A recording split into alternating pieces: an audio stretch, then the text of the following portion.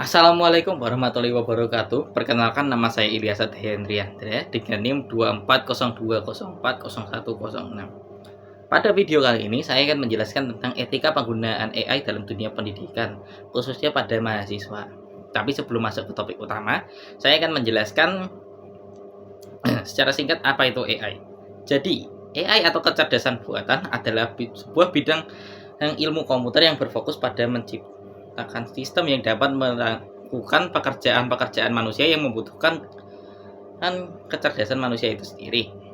Nah, jadi AI memungkinkan mesin untuk mengolah data, mengenali pola, dan membuat keputusan tanpa atau dengan sedikit campur tangan manusia. Dalam dunia pendidikan, AI hadir sebagai alat yang dapat membantu siswa atau mahasiswa belajar lebih cepat, menulis lebih efisien, dan menyelesaikan tugas lebih mudah. Tapi apakah semua itu sah secara etika? Apakah menggunakan AI untuk menyusun esai, menjawab soal, atau bahkan mengerjakan skripsi dapat dibenarkan? Maka dari itu di video ini kita akan membahas etika penggunaan AI dalam dunia pendidikan, khususnya pada mahasiswa. Di kampus-kampus seluruh dunia, AI sudah menjadi bagian dari proses belajar mengajar itu sendiri. Mahasiswa menggunakan AI seperti ChatGPT, Grammarly, atau bahkan Pillbot untuk menyusun argumen, memperbaiki tata bahasa, bahkan mencari ide penelitian. Dan tidak hanya mahasiswa, dosen juga menggunakan AI untuk mendeteksi plagiarisme yang dilakukan mahasiswa, membuat soal, atau bahkan mengevaluasi tugas secara otomatis. Tapi disinilah letak tantangannya. Di tengah-tengah manfaat yang sangat luar biasa, muncul juga resiko untuk disalahgunakan dalam dunia pendidikan itu sendiri. Mari kita ambil contoh sebagai berikut. Seorang mahasiswa diminta untuk membuat esai sebanyak 1.500 kata.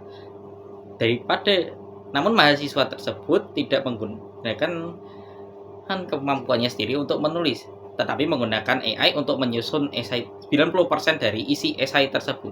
Meskipun esainya terlihat bagus, apakah dia benar-benar memahami apa yang dia tulis? Dan apakah itu bisa disebut sebagai hasil kerja pribadinya? Inilah yang dilema yang muncul antara efisiensi dan kejujuran akademik. AI memang memudahkan, tapi kalau digunakan tanpa tanggung jawab bisa jadi bentuk kecurangan. Kenapa penggunaan AI tanpa rasa tanggung jawab bisa disebut dengan kecurangan? Karena semakin sering kita menggunakan AI tersebut akan menjadi semakin pintar dalam mengerjakan apa yang kita perintahkan. Dan itu akan menyebabkan beberapa dampak negatif. Salah satu contohnya adalah ketergantungan secara berlebihan. Contoh dari ketergantungan secara berlebihan ini adalah seorang mahasiswa yang sudah mulai menggunakan AI untuk mengerjakan esai tadi akan mulai lebih sering menggunakan AI untuk menjawab soal atau menulis esai, sehingga tidak mengembangkan kemampuan berpikir kritis dan menulisnya sendiri. Dampak dari hal tersebut adalah ketika ujian atau situasi tanpa bantuan AI tiba, mereka akan sulit untuk menjawab karena tidak terbiasa berpikir secara mandiri. Dampak negatif yang kedua adalah hilangnya originalitas. Contoh, seorang mahasiswa meminta AI untuk menulis tugas akhirnya dari awal hingga akhir. Dampak dari hal tersebut adalah tugas akhir yang dia kerjakan tidak mencerminkan pemikiran aslinya. Ini bisa dianggap sebagai plagiarisme atau pelanggaran hak integritas akademik. Yang ketiga, penurunan kemampuan analisis. Contoh, mahasiswa karena sudah terbiasa meminta AI untuk menganalisis teks atau data, mahasiswa jadi malas membaca atau berpikir sendiri. Dampak dari penurunan kemampuan analisis ini adalah kemampuan literasi dan pemahaman yang mendalam dan logika yang menjadi tumpul karena terlalu sering meminta AI untuk menganalisis teks dan materi. Yang keempat, ketidakjujuran akademik.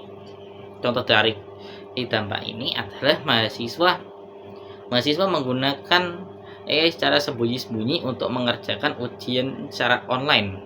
Dampak dari ini adalah merusak nilai-nilai kejujuran dan menciptakan budaya akademik yang tidak sehat. Dan yang kelima sekaligus yang terakhir adalah kesalahan informasi. Karena AI ini tidak sepenuhnya benar dan kadang-kadang bisa salah. Contoh, AI menghasilkan jawaban atau data yang salah, tetapi mahasiswa menerimanya mentah-mentah tanpa menganalisis lebih lanjut. Dampak dari hal negatif ini adalah tugas menjadi tidak akurat dan bisa menyesatkan pembaca ataupun dosen. Karena maraknya penggunaan AI tanpa tanggung jawab tersebut, banyak dosen dan institusi mulai bersuara karena mereka tidak sepenuhnya melarang AI, tapi mendorong mahasiswa untuk menggunakannya secara etis dan sadar. Dan bahkan beberapa kampus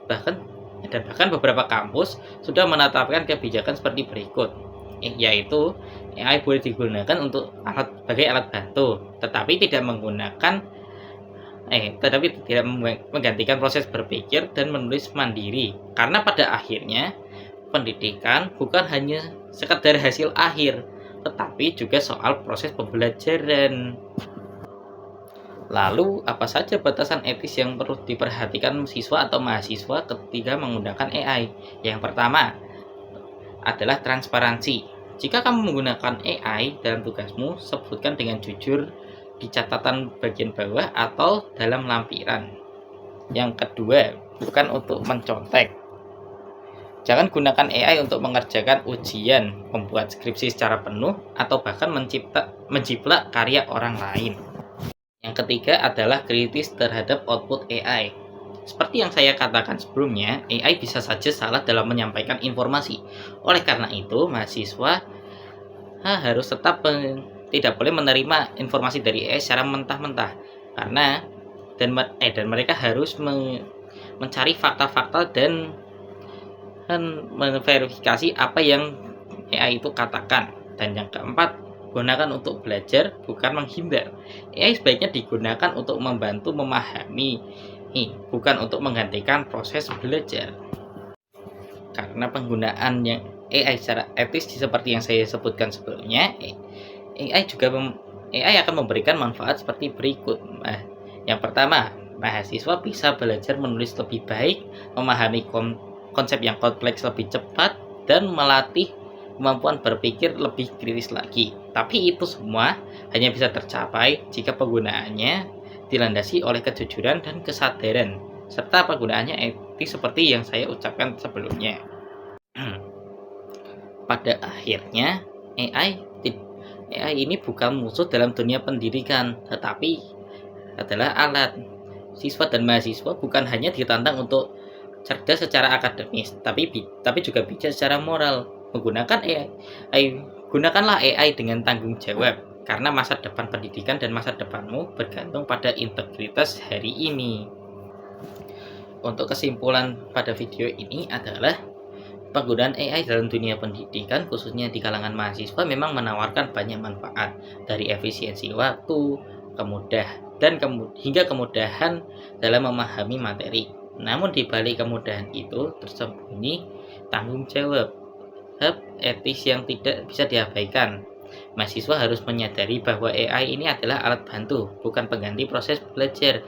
Ketika digunakan secara bijak, dapat memperkaya pengalaman belajar dan meningkatkan kualitas pemahaman. Sebaliknya, jika disalahgunakan, AI justru bisa melemahkan integritas akademik, menurunkan kemampuan berpikir mandiri, dan bahkan menimbulkan ketergantungan bagi penggunanya. Oleh karena itu, etika penggunaan AI bukan hanya soal aturan kampus, tetapi juga karakter dan kejujuran dari pribadi. Mari jadikan AI sebagai sahabat belajar yang memperkuat, bukan menggantikan kita, sebab masa depan pendidikan ada di tangan mereka yang bukan hanya cerdas tapi juga bertanggung jawab. Sekian untuk video saya kali ini. Wassalamualaikum Mohon maaf bila ada kesalahan dalam pengucapan. Wassalamualaikum warahmatullahi wabarakatuh.